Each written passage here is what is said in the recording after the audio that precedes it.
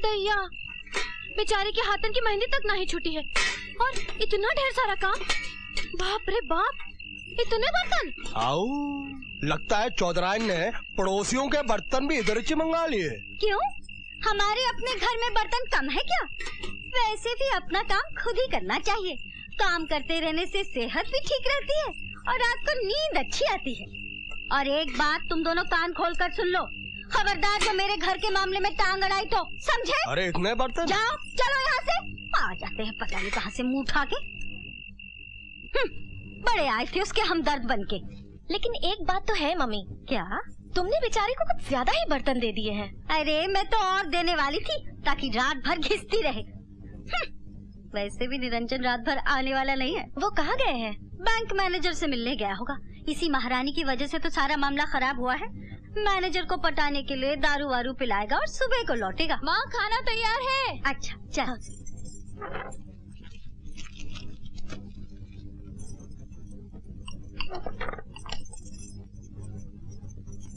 माँ, उसे मत खाना, वो कल का है और बिल्ली ने भी उसे झूठा कर दिया है। हाँ?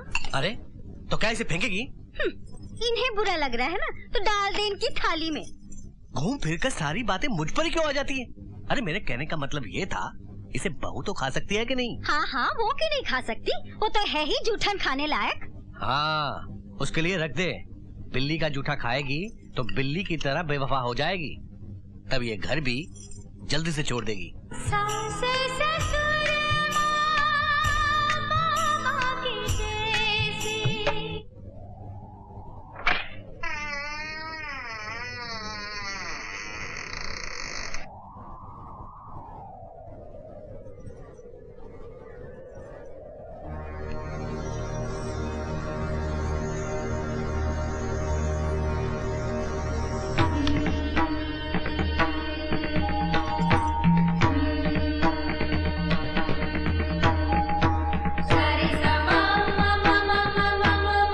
बहू,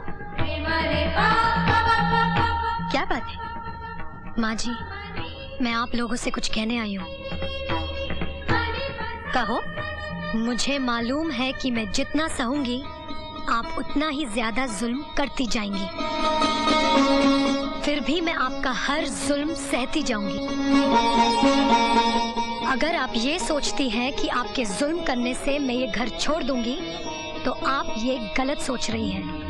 एक बात याद रखिए, मैं इस घर में कोई शोभा की चीज नहीं जो बाहर निकालकर फेंक दी जाए।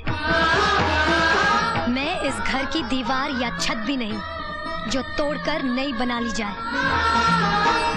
माँ जी, मैं तो इस घर का आंगन हूँ जो इस घर से कभी अलग नहीं की जा सकती।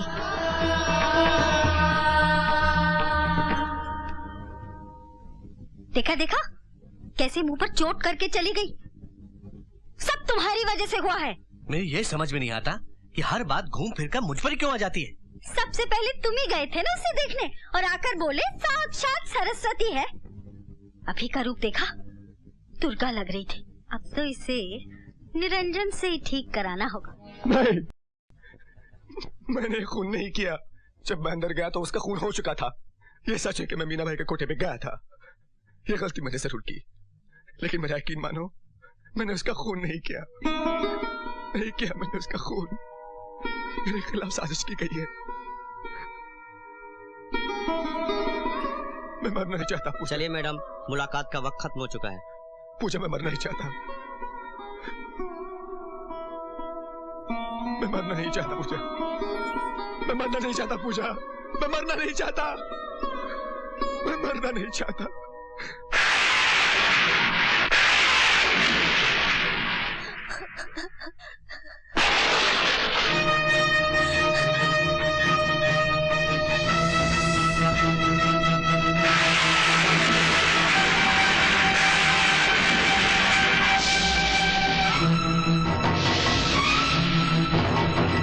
मैं चाहूं तो आपके बेटे को फांसी के फंदे से बचा सकता हूं। आइए आइए आइए आइए। आप वकील हैं? जी नहीं। जज हैं? नहीं। फिर कौन है आप? अजी, तुम तुम्हें आम खाने से मतलब है पेड़ गिनने से? अब कोई भी हो, अगर आप मेरे बेटे को बचा सकते हैं तो बचा ले। उसके लिए आप जो मांगेंगे हम देंगे। सोच लीजिए, हम कीमत कुछ ज्यादा ही मांगने वाले हैं। जरूर देंगे। बोलिए क्या चाहिए? रुपया, पैसा, जमीन, जायदाद, बोलिए बोलिए।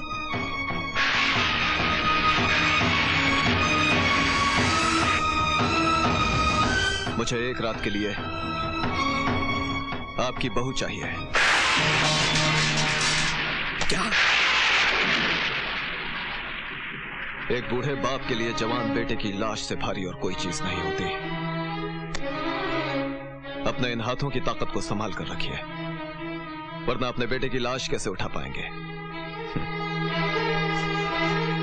अब तो इन कांधों पर शॉल भी नहीं रख पाते, फिर बेटे की अर्थी कैसे रख पाएंगे? वैसे फांसी से ज्यादा तकलीफ नहीं होती, सिर्फ गर्दन जरा सी लंबी हो जाती है और जबान थोड़ी सी बाहर आ जाती है। लेकिन घबराने की कोई बात नहीं है चौधरी साहब, आपको ज्यादा परेशानी नहीं होगी, क्योंकि कफन और लकड़ियां तो आप खुद बेचते हैं।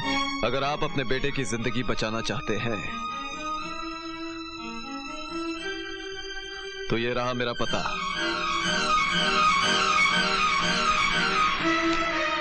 और याद रखिएगा, परसों अदालत का फैसला है और कल की रात हमारे और आपके फैसले की रात होगी।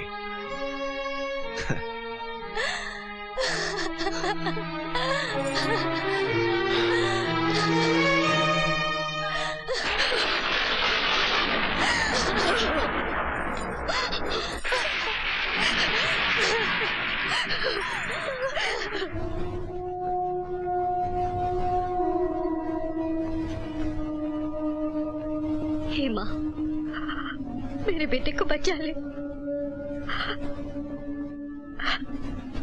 वही तो मेरे कुल का दीपक है, हमारे बुढ़ापे का सहारा। वो नहीं रहा तो क्या रह जाएगा हमारे पास? माँ, हमें इतनी बड़ी सजा मत दे।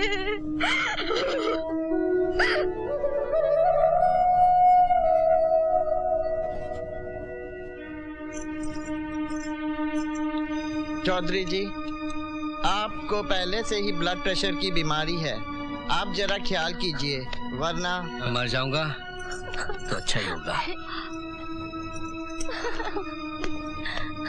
मुझसे भी निरंजन की लाश देखी नहीं जाएगी, उससे पहले मैं जहर खा लूंगी। हे माँ, अब तू ही मेरे बेटे को बचा सकती है, तू ही मेरे बेटे को बचा सकती है माँ। पूजा, अगर तुम अपने पति की जान बचाना चाहती हो तो एक ही रास्ता है, तुम अपनी इज्जत की बलि चढ़ा दो। तुम्हारे नहीं कहने से कुछ नहीं बदलने वाला। सोच लो, तुम्हें अपनी इज्जत चाहिए या अपने पति की जान? इज्जत एक बार चली गई तो वापस नहीं मिलती, तो फिर अपनी इज्जत संभाल के रख, मत जाने दे अपने पति को। लेकिन याद रखना, जान भी एक बार चली गई तो वापस नहीं मिलती। ये भी याद रख, निरंजन की मौत के बाद इस खानदान से जितनी भी लाशें उठेंगी उसकी जिम्मेदार भी तू होगी। सारी बर्बादी तुम्हारे हिस्से में लिख दी जाएगी। भूल गई वो कस्में जो तुमने फेरे लेते वक्त खाई थी? भूल गई? वक्त बहुत कम है, जल्दी फैसला करो तुम्हें क्या चाहिए, इज्जत या सुहाग? इज्जत या सुहाग? इज्जत या सुहाग?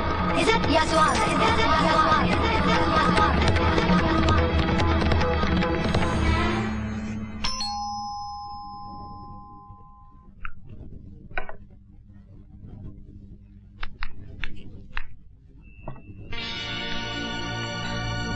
आइए, कम इन प्लीज।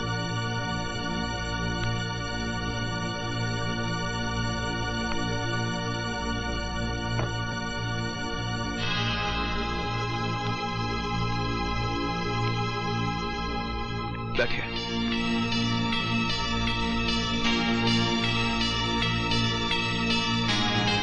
मुझे विश्वास था कि आप आए, और आप आ गई। इस तरह से मेरी तो जीत हुई।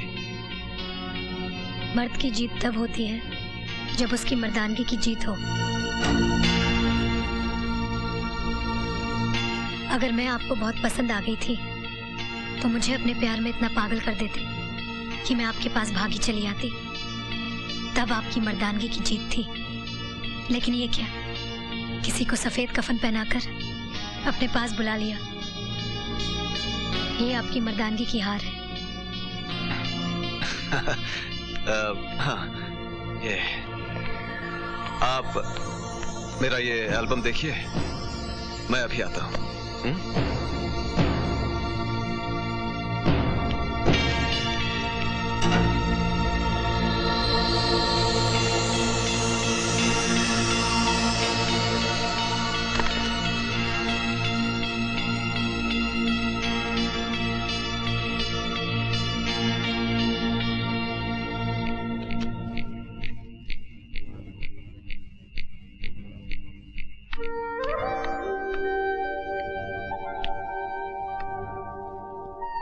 सुनिए, सुनिए।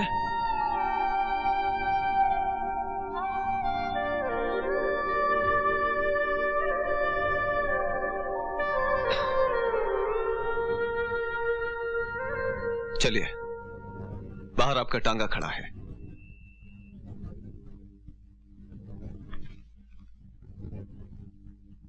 देखिए,